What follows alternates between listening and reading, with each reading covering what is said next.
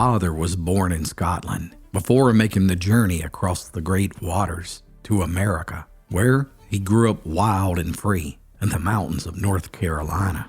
As a young man, he fought valiantly in the Revolution for America's independence. 10 years after the war, tragedy struck when his first wife took sick with a fever, and then she died and left him with 5 young'uns to raise on his own. But back then, folks had little time for grief. So, no sooner than Pa buried his wife, he loaded his mules and led his children across the summit of the mighty Appalachian Mountains to the unknown wilds of Kentucky, where he married again. And on a cold, snowy night, on Christmas Eve 1809, I was born into this world. Eventually, Ma would give birth to 10 children, and so, in all, there were 15 of us young'uns living in that small Kentucky cabin. Pa had always been one who stayed on the move. He was restless because just 2 years after my birth, he decided to move the family again in search of adventure and a better life. And thus, we set out on a 200-mile journey that took us 3 weeks down the Ohio River on a flat boat that was packed with all our earthly belongings before we arrived on the banks of the mighty Mississippi River. Now, in 1811, no white man in their right mind would dare to cross that river into the heart of the native kingdom. Yet, that's exactly what we did. And then we headed north for 200 more grueling miles by mule, taking another month before finally settling in a place called Boone's Lick, Missouri.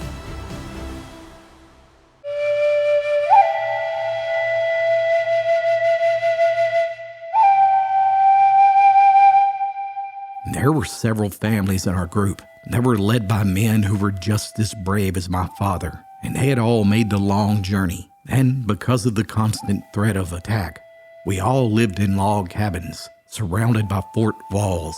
The first year was brutal. There wasn't enough food, and several people didn't make it through the winter. We were unwelcome strangers in a foreign land, and any time we ventured outside of the fort to work the crops in the fields, we always had to take a small army of men to stand guard as lookouts against native attacks, and they occurred frequently. But for a few years, we managed to somehow survive until one day when I was 8 years old. Now, I remember that day well. Pa was clearing a patch of land, and a tree that he was chopping down broke the wrong way and fell towards him. And tragically, he was crushed beneath the tree and killed instantly. So there we were, all 15 of us, with Ma living in no man's land. There was no way a woman could feed that many mouths on her own, but somehow she and the oldest of her boys did for 4 years before she finally remarried a man who had also lost his wife, and he had several children of his own. And by this time, many of my brothers and sisters were of age, and they had set out on their own. And that left me at 12 years old to somehow adjust to having a stepfather. Yet, I would never even have the chance, because one of the first things he did when he married my mama was to convince her to hire me out to a local craftsman who made leather saddles. An apprenticeship, he told her it was, where her son could learn a trade that would help the family. However, no sooner than I met my new employer did I realize that my stepfather had actually sold me for 2 bags of cornmeal, and I was now the saddle maker's property with the same rights as his work mules. And I quickly realized that I'd be keeping the same sleeping quarters as those mules.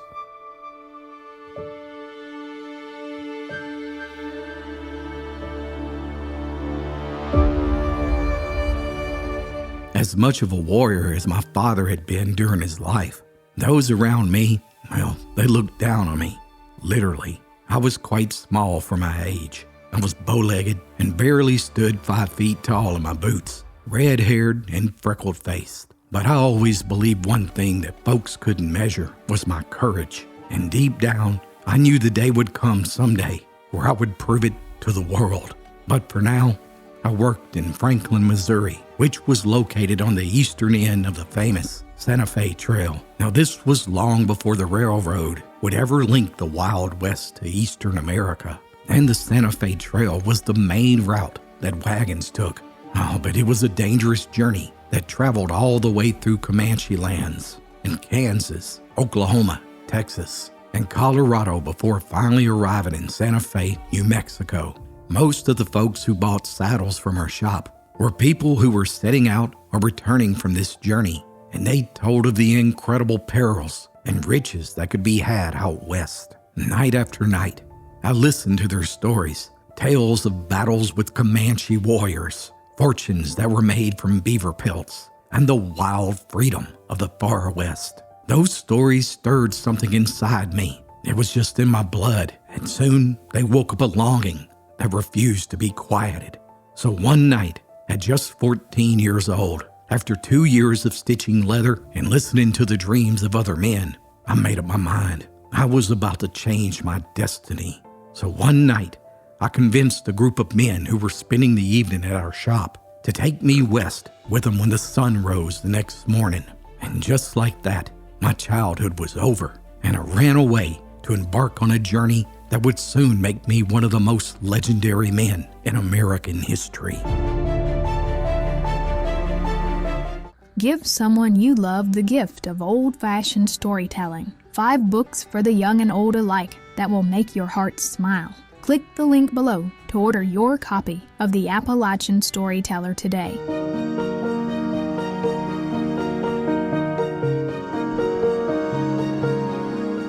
By 1826, I was just a teen when I ran away from my employer. Oh, he was furious, and he promptly took out an ad in the local newspaper offering a 1-cent reward to anyone who could capture me and return me to him. But it was too late. My great journey had already begun, and it didn't take long to learn that only the strongest of men could ever survive. One night, as we were traveling across the Great Plains, a pack of wolves surrounded our campsite. One fella reached into the wagon to retrieve his rifle to shoot a wolf when the gun accidentally discharged and blew a gaping hole through his arm. He nearly bled to death in the moment, but somehow he survived through the night. And by sunrise, it was obvious that his arm needed to be amputated. So, without the aid of any doctor, we gave him a big drink of whiskey, placed a wooden spoon in his mouth, and me and another man held him down as a third carried out the gruesome task of cutting through the flesh with a razor and then sawing his bone in two with an old saw. Then we used a king bolt from one of the wagons, which we heated until it was glowing red in the campfire, and then we pressed it into his flesh as he begged for us to just shoot him and put him out of his misery. But it worked. We burned all of his severed arteries in his shoulder to stop the bleeding before packing the entire wound full of tar from a wagon wheel. Believe it or not, somehow this man actually survived and was even able to take care of himself by the time we reached New Mexico. Each day was a constant struggle to find food, and one night just before sunset, I set out to see if I could find a meal to cook. I had gone about a mile when I saw some elk on the side of a ridge, so I slowly raised my rifle and fired. But just then, I heard something from behind me. So I turned around to see 2 angry grizzly bears charging towards me. My gun was empty, and there was no way I could possibly reload it. So I dropped my weapon and took off in a frantic run towards the nearest tree. Within an instant, I was 15 feet up that tree, with both bears clawing just beneath me. The standoff lasted for hours as the beasts clawed up the entire earth and tore nearly all the bark off of that tree, trying to reach me before they finally gave up and left. For a while, I lived with an old mountaineer who agreed to take me in, but I had a hard time finding work. So I went back on the trail with a man who agreed to pay me $1 a day to drive his team of animals. And over the next couple years, I went back and forth on the trail, working as a cook and eventually as a guide, where I met many people: Mexicans, Indians, cowboys, outlaws, and con men, you name it. Now, I was a boy who had never had much schooling, and the truth is, I never learned to read or write on paper. But I was always pretty good at reading a stranger, and soon I had learned to speak Spanish and several dialects of the natives, as well as learning sign language. Now this was a valuable skill in this untamed world, and soon I was working as a guide and an interpreter.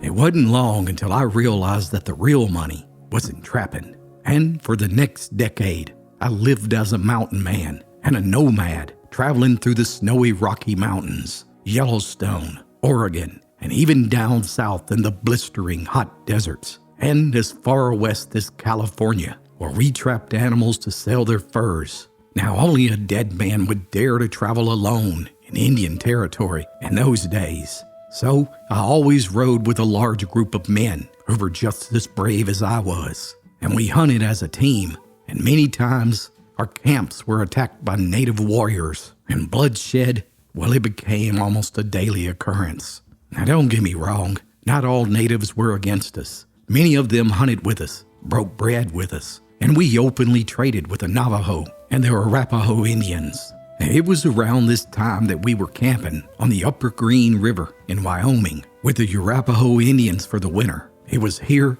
that I met a beautiful young woman whose name meant singing grass. And like every man who had ever laid eyes on her, I fell in love with her. The only problem was, so had a Frenchman that was traveling in our group. Now he was a big fella, a hothead and a drunk. And one day, he got word that I had visited Singing Grass the night before, and he flew into a rage and vowed to kill me. He ran towards his horse to retrieve his rifle, and at the same time, I mounted my animal and grabbed my pistol. A split second later, both our animals were charging at one another when the Frenchman raised his rifle to fire, and at the same time, I discharged my weapon. Folks who witnessed it said both shots were instantaneous and sounded like one shot. My bullet, well, it hit him in the hand and blew his thumb off. His rifle jerked up as he fired, and his bullet went right by my ear and burned all the hair off the side of my head. But the feud was settled, and soon I took Singing Grass as my wife. And for the next few years, she traveled faithfully with me during the 1830s. But like so many times in my life, happiness was just a fleeting dream, and I could never sustain it. And soon, Singing Grass tragically died while giving birth to our daughter. I was devastated and heartbroken, yet I knew life on the run was no place for a child. So I took my daughter back to Missouri to live with my sister before I returned to the call of the wild.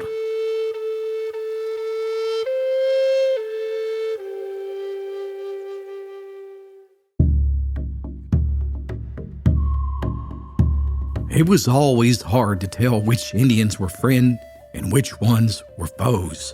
One night in a blizzard, we were camping at Big Snake River in Oregon when a group of 30 Blackfeet Indians came and stole 18 of our horses. I was one of 12 men who gave chase, and finally, after 50 miles, we caught up with them because the horses could no longer run in the deep snow. The natives had snowshoes, but none of us did. And each time we tried to walk in that snow, we would sink to our waist, but we needed those horses back. So there we were, at a standoff, with each side armed to the teeth with guns pointed at the other side.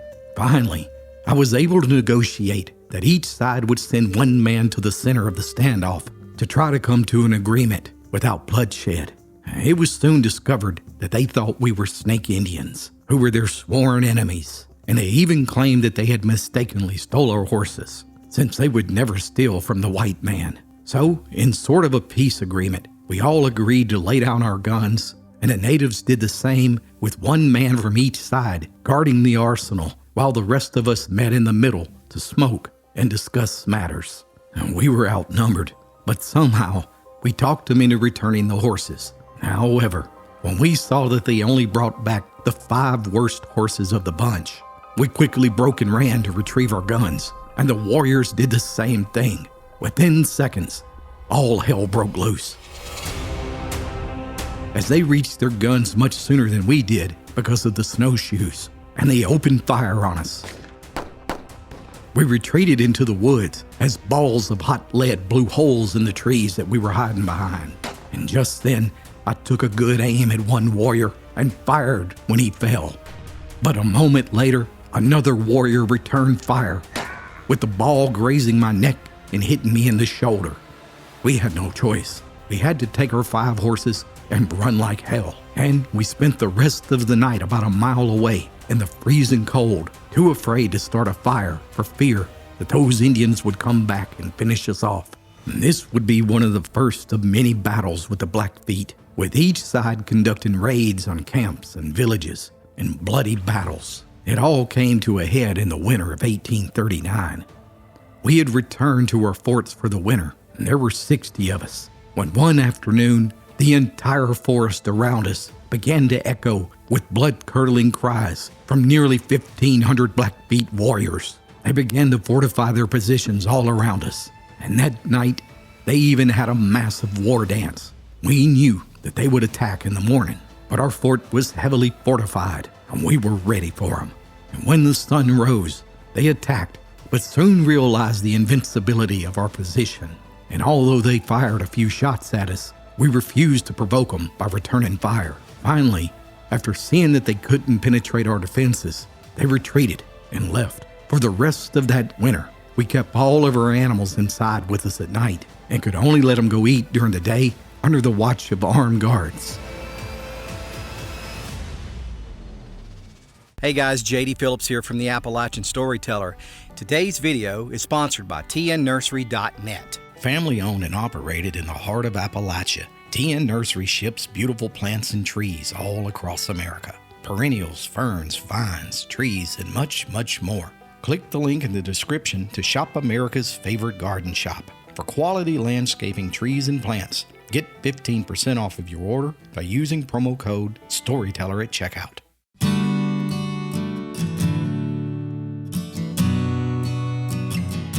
Well, my friends, what an incredible story. Have you guessed this fella's name yet? Have you figured out just who he was? That's right. The bow-legged Kentucky boy who stood 5 feet and 1/2 inch was none other than Christian Houston Carson, who the world would eventually come to know as Kit Carson. Now, after 16 years of trapping in Indian Territory, Kit finally returned home in 1842, where he was promptly hired by the U.S. Army for $100 to guide troops back to California. Kit would become a central figure in the Mexican-American War in 1846 when he was serving as a scout. In the Battle of San Pasqual, Mexican soldiers had American troops outnumbered and pinned down in a blazing gun battle when Kit secretly crawled barefooted through the desert cactus and rocks for 25 miles to San Diego to get reinforcements. And by the time he arrived, his feet were bloody and shredded raw. But because of him, the reinforcements made it just in time to turn the tide of the war. And during that war, Kit carried messages back and forth from California to Washington, D.C. along the famous Santa Fe Trail in Indian Country on 3 different occasions. And soon, newspapers across America were calling Kit Carson a hero. And before you knew it, dime store magazines began printing countless books about his daring adventures. But in real life, Kit wasn't done serving his country. That's right. By the time the war between the states rolled around in 1861, Kit wasn't a young man anymore. But still, duty had a way of finding him. The U.S. Army commissioned him as a colonel and sent him to command the New Mexico Volunteers. Now, lots of folks don't realize that while the Confederate and Union armies fought all over the South in major battles, the Confederates also swept into New Mexico territory, hoping to claim it for the South. And Kit Carson's men fought valiantly in the Battle of Val Verde, and later, Kit's men destroyed a Confederate supply at the Glorita Pass. These events would become known as the Gettysburg of the West battles. And because of Kit Carson, the Confederates were forced to retreat back into Texas. And because of his actions, Kit Carson was promoted to Brigadier General. By the time Kit Carson died in 1868, he was considered a national hero who was a symbol of the American spirit of exploration and expansion. Indeed, he was a rugged frontiersman who helped to open up the West, and countless books were written to celebrate his life in the 1800s. And later on, even Hollywood would immortalize him with countless TV shows and movies that ran from the 1920s to the 1950s. How about you, my friend? What do you think of Kit Carson's story? I'll look forward to your comments below. And as always, be sure to like and subscribe, and I'll see you on the next episode.